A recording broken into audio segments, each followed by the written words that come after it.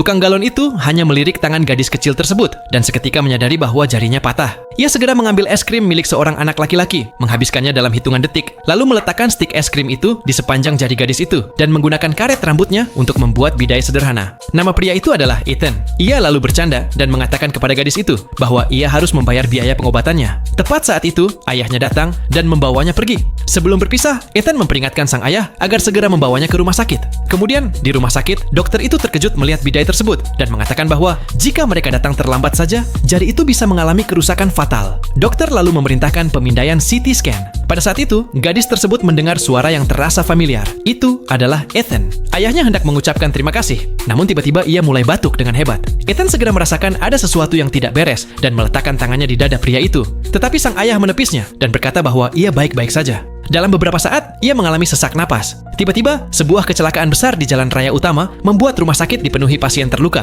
dan semua dokter menjadi sangat sibuk. Melihat kondisi ayahnya semakin memburuk, gadis itu memohon pertolongan, tetapi tidak ada yang berhenti. Seorang dokter wanita yang baik mendekat, namun ia dipanggil pergi dan meminta dokter lain untuk menangani CT scan. Karena khawatir, Ethan mengikuti mereka. Di dalam lift, ayah gadis itu tiba-tiba roboh. Ethan dan dokter tersebut segera membawanya keluar dan membaringkannya di lantai. Dokter itu berlari untuk mengambil peralatan darurat.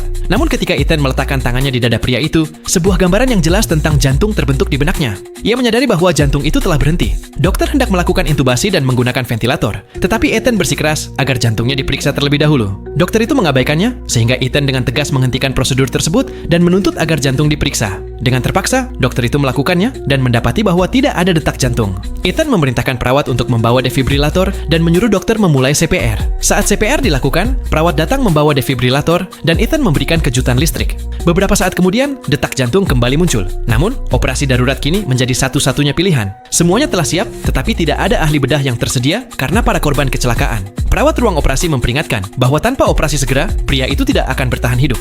Air mata memenuhi mata gadis itu, dan ia menyadari bahwa hanya Ethan yang bisa menyelamatkan ayahnya. Namun untuk melakukan hal itu, ia bisa mengakhiri karier medisnya selamanya. Saat Ethan berbalik hendak pergi, gadis itu meraih tangannya dan meletakkan sebuah koin kecil di telapak tangannya. Melihat air matanya, Ethan terpaksa memutuskan bahwa apapun risikonya, ia akan melakukan segala yang ia bisa untuk menyelamatkan ayah gadis itu.